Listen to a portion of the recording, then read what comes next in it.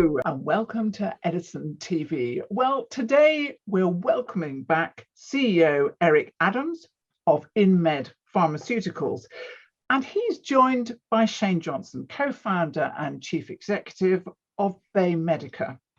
Now, we're here to discuss some really exciting news, the union of these two businesses, which creates a cannabinoid company like no other. So let's dig in a bit deeper and discuss why these companies entered the rare cannabinoid space to start off with, and how they've grown independently over the years, and why this combination makes so much sense. Welcome to you both, gentlemen. Thank you. Thank you.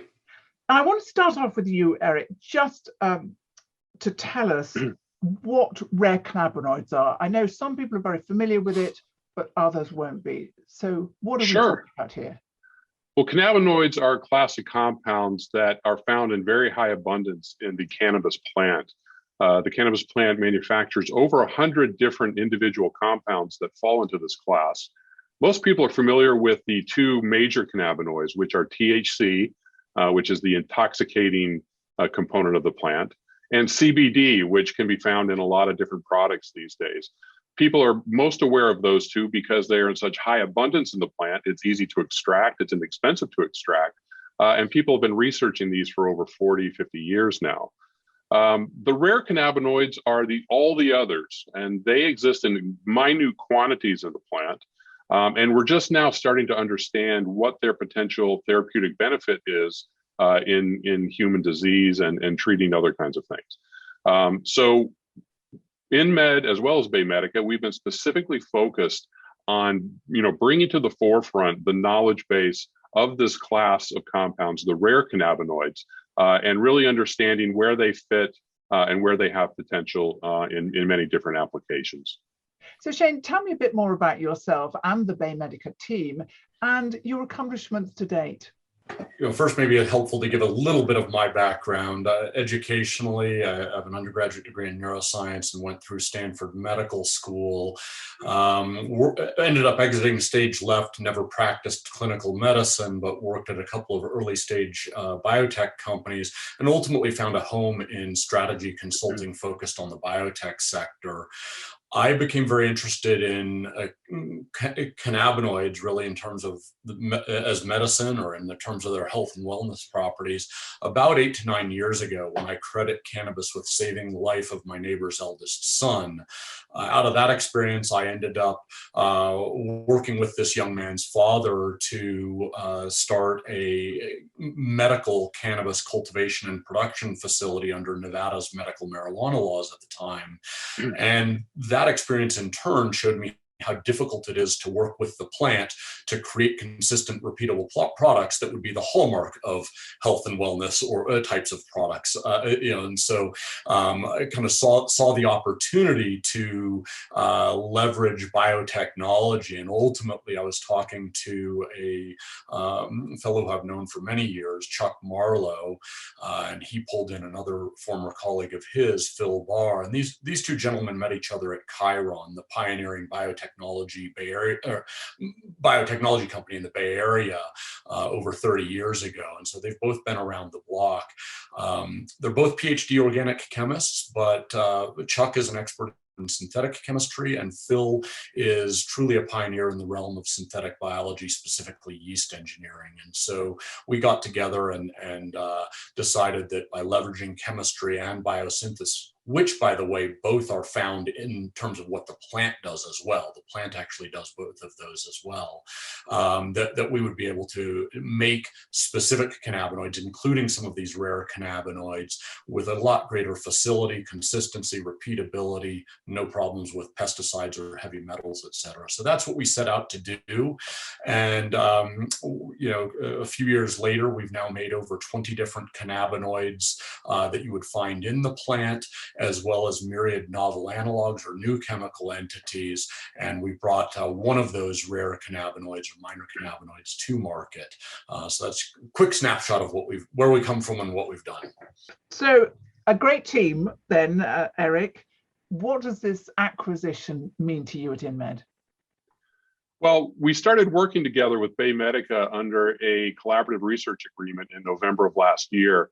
And, as we got to know each other a little bit better, we realized that we had not only a common understanding and, vision for rare cannabinoids, but we saw the two businesses as highly complementary.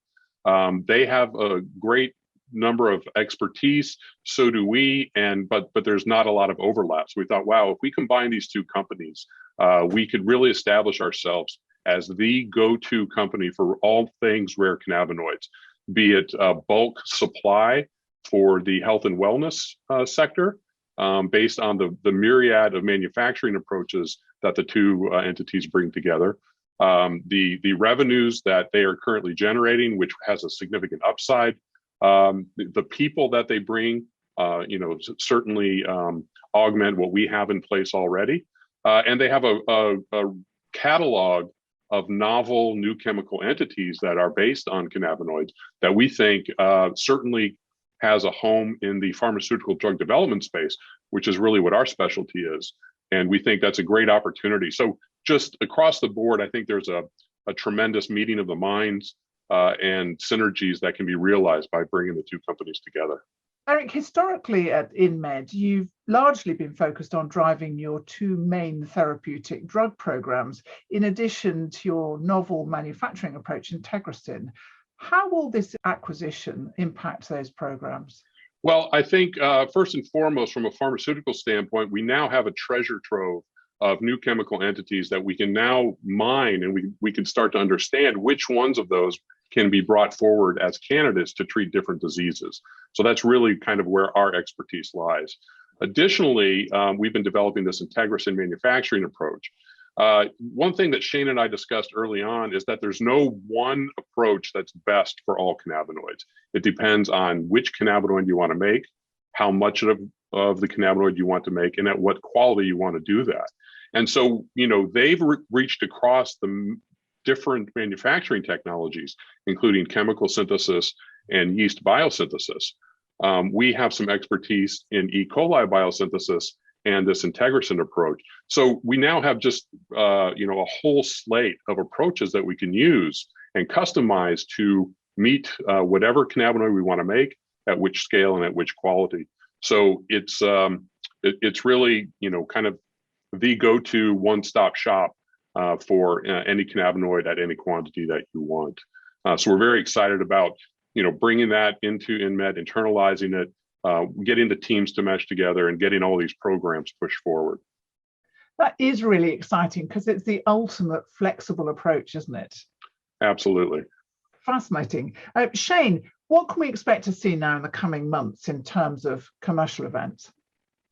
Well, look, I think first I'll actually just carry on with what Eric just said and say that I think we're excited about having additional resources, both financial resources as well as access to a broader team, and being able to leverage not just the yeast biosynthesis and chemistry that we already do, but aspects of the IntegraSyn platform, et cetera, to really work towards scaling additional compounds towards commercialization.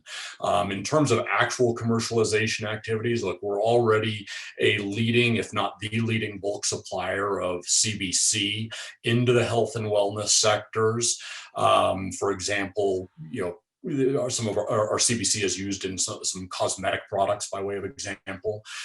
We look forward to continuing to drive those revenues. We're already at 200 kilogram batch sizes, which is pretty darn significant in this space, and we certainly have the ability to scale that to metric ton quantities, as demand increases over time. So we're looking forward to having additional resources at play to be able to really optimize our cannabichromene product line, and then also we're looking at, as I said, leveraging these different technologies, and we already are are making progress towards scaling additional rare cannabinoids, specifically over the coming months. I think you will likely see us launch both CBDV and THCV into the markets. The latter is of particular interest because it has been implicated in minor things such as appetite suppression, which might not be of interest to virtually anybody, right? Anyhow, that's what we're working on. But look, long and short, I mean, I kind of look at this opportunity as 1 + 1 definitely equals greater than 2 when it comes to what we in InMed bring to the table. And making rare cannabinoids really available in the kind of quantity that makes them not rare, but actually available to everybody. Correct. Yeah, absolutely. Very well put.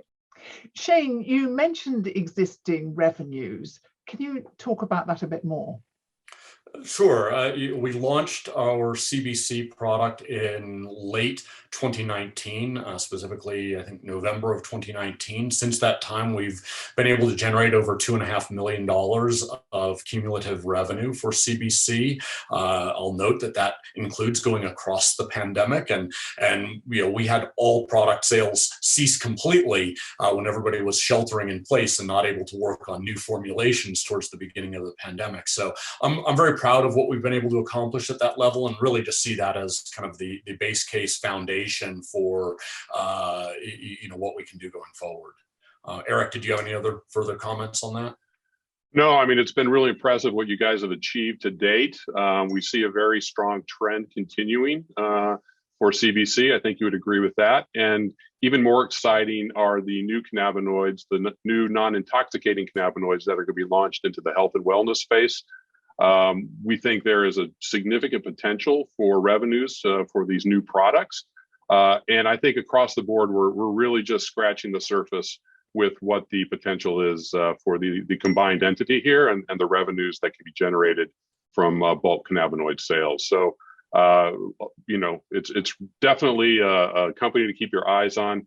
We're going to be hitting some very key milestones in the next several months as we integrate the two companies. And it's just a tremendously exciting time for, I think, both companies. It sounds like a marriage made in heaven. Thank you so much, gentlemen, for giving us your time today on Edison TV. Great. Thank you, Vivian. Thank you, Vivian.